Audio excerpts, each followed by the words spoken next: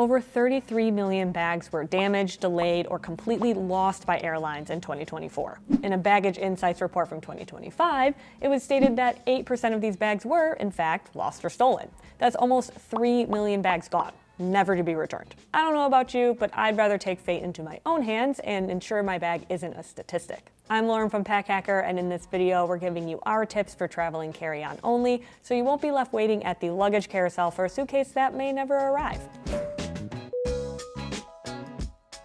Most of what you're packing is clothing, so let's start there. Look at the forecast for where you're headed before you start to pack, then you can optimize clothing to ensure you're choosing materials that are both comfortable and temperate. While it's cold and frigid in many areas at this time of year, that's obviously not the case everywhere. If you've created a packing list like we suggested in our recent video on minimalist packing, great, you're already ahead of the game.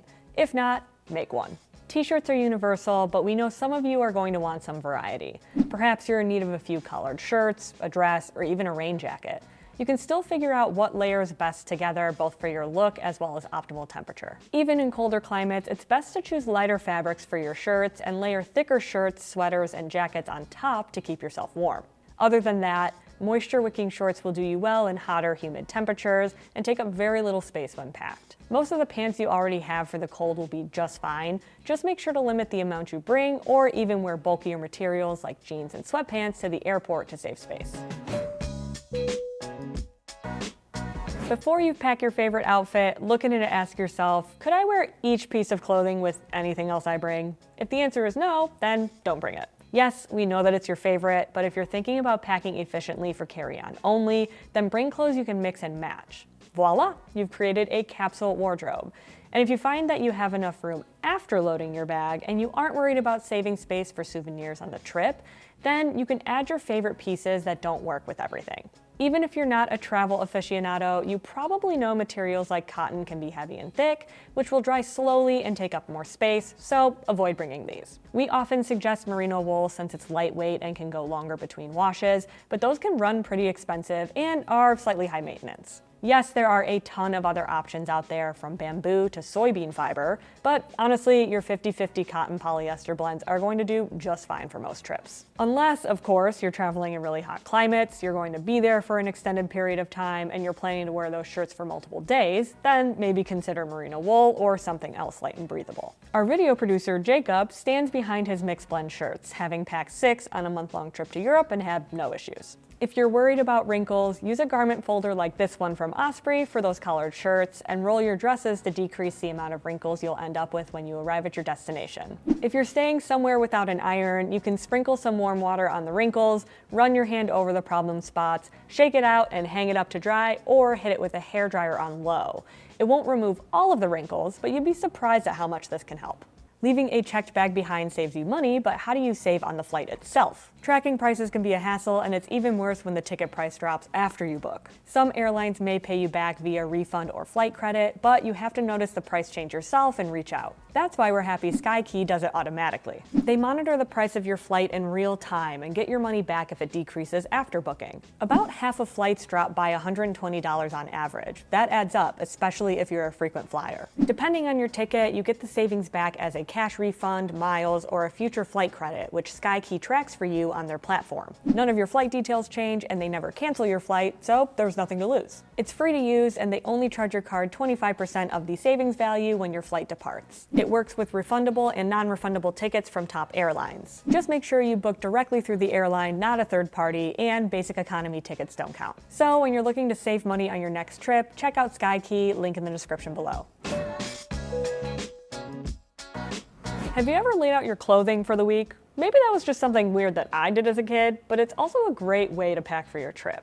Packing a week's worth of clothing, regardless of how long you're traveling, will decrease the amount you bring and force you to be more thoughtful with what you do. This is where packing can get a little intense for some folks. Our seasoned travelers are used to wearing the same thing over and over, but those who have never tried it may reasonably have some hesitations. This is when you need to decide whether you're traveling to look good for Instagram, or if you're trying to streamline your pack so you can avoid having to take additional luggage with you, spend more money on new fits, and worry about keeping track of more gear. Sometimes you need to keep things simple and focus on the trip itself. So for those with kids or partners who aren't exactly the greatest at packing, this is especially going to help when you have to pack for multiple people as well. But what are you supposed to do if your trip is longer than a week and you're about to run out of clothes? Well, you have a few options. If you're staying in a hotel, it's likely your accommodations will have a place to wash and dry your clothing. However, if you're on the go, bring an all-purpose soap you can use to wash yourself and do some laundry in the sink. Here at Pack Hacker, we swear by Dr. Bronner's Castile soap for washing everything from your face to your undergarments.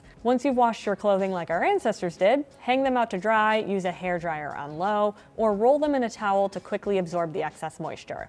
So long as you're using mixed blends or moisture-wicking fabrics, they'll dry fairly quickly. In need of something that will handle a bit more dirt and grime? Bring something like this Scrub Up. It has a built-in washboard to scrub your clothing, which will create a soapy lather a bit easier than your hand. It can also double as a laundry sack until you have time to wash those filthy clothes. If you don't want to do laundry, pack a couple of dryer sheets and rub them on your clothing. They aren't going to do any cleaning, but they can help with odor. One of my friends likes to even skip the washer when they have less time and pop a few dryer sheets into the dryer with some clothing to extend their freshness for longer uses. It may seem like you don't need them, but use packing cubes. While there are packable options for shirts, pants, and jackets, using these will be easier than buying a whole new wardrobe or can tide you over as you buy more packable gear over time. Whether you're rolling or folding, packing cubes are great for compressing your clothing while also being able to organize them. Actually, there's a lot of debate online whether folding or rolling clothing saves you more space in your bag. We like to roll, but what do? Let's settle this once and for all. Let us know what team you're on in the comments below. Packing cubes come in all sorts of sizes, but for carry-on travel, stick to the smaller ones. They'll make it easier to stuff a larger amount of clothing into a smaller package, which will take up less space. The only downside is that overstuffing will weigh down your bag quite quickly, and in some countries this is a big no-no on budget airlines. Make sure you're looking at airline policies ahead of your trip in case some weight restrictions are something you need to worry about. Plus, your back will thank you later for keeping your bag under 15 pounds. There are a ton of great options out there, some even having a secondary zipper for compression, but these ones have a split compartment specifically made to keep clean clothing on one side and dirty on the other. It'll help you keep your clothing organized if you're not planning to do laundry, while taking up the same amount of space and making repacking for the trip home much quicker. In many cases, one pair of shoes is all you'll need, but if you're planning on running or hiking, you might need to bring a separate pair. Between the two, wear your larger shoes on the flight. As for the second pair, if your backpack has a mesh pocket or straps on the front, you can store them here. If they don't, invest in a shoe bag to place at the bottom of your carry-on. If this is just a one-off trip though, you can wrap them in a grocery bag to save yourself a bit of cash. Your main shoes should be neutral colored with minimal texture or logos. This way they can be dressed up or down with the rest of your clothing. Comfort should also be a priority here if you're walking around a lot when you arrive at your destination. I know insoles saved my feet when trekking up and down the hundreds of steps in Sorrento. Here's an extra tidbit. Make sure you're using every bit of space you have by packing things inside your shoes like socks. If the shoes are somewhat padded, this space can even be used to protect smaller fragile items. Just make sure to wrap it in something to cushion any blows.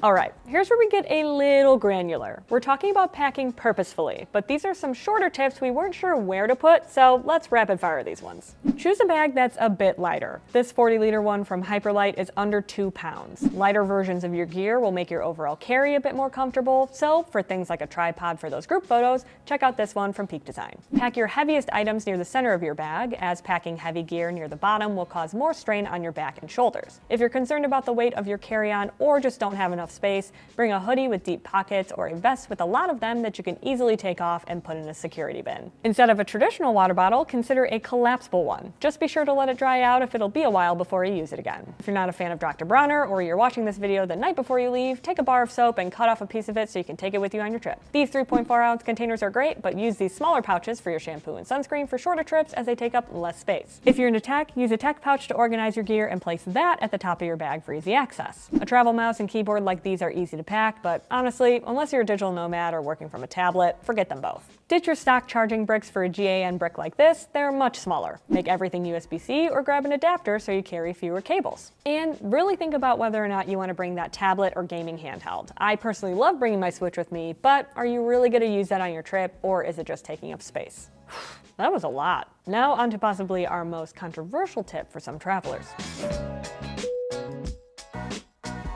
All right, we get it. We're cheating a bit here, but let's be honest. A lot of one-baggers are still using a personal item. With many airlines allowing both a carry-on and a personal item, it just makes sense to take advantage. 1.5 bag travel just doesn't have the same ring to it. It varies by airline, but most allow for personal item bags around half of whatever their maximum carry-on size is. Sometimes you can cheat this and your bag can be a little taller. I've personally never had a flight attendant call me out when my bag is peeking out a little from under the seat. But you don't have to go immediately to a backpack, especially if that's already your carry-on. Slings, packable day packs, or totes are great alternatives as they can be used as your main bag at your destination while you leave the carry-on behind at your accommodations. If you're looking for a packable backpack though, you should subscribe to our newsletter so you can be the first to know when we plan on dropping the second run of our collab with Matador, the Refraction Pro. It may be coming sooner than you think. Was that a hint? I don't know. Maybe. In any case, when you're choosing a bag, we recommend expandable ones. These allow you to pack small for your personal item, but also stretch their use while on your trip. This one from Nomadic expands from 15 to 21 liters, while this sling from Kodabao goes from 2 to 7. You can stuff a rain jacket or hoodie in these types of bags for fluctuating weather conditions, or pack some extra snacks in a water bottle. And while you're exploring a new city, you won't have to worry about keeping items in your pockets. And those are our tips for packing carry-on only with a personal item in 2026. What are some tips you can add that will help a fellow traveler? Let us know in the comments below, and like and share this video if you know someone looking to travel a little smarter. If you're looking to pack even more minimally, then check out this video on minimalist packing tips or this other video YouTube thinks you might like. This has been Lauren from Pack Hacker, and we'll see you in the next one.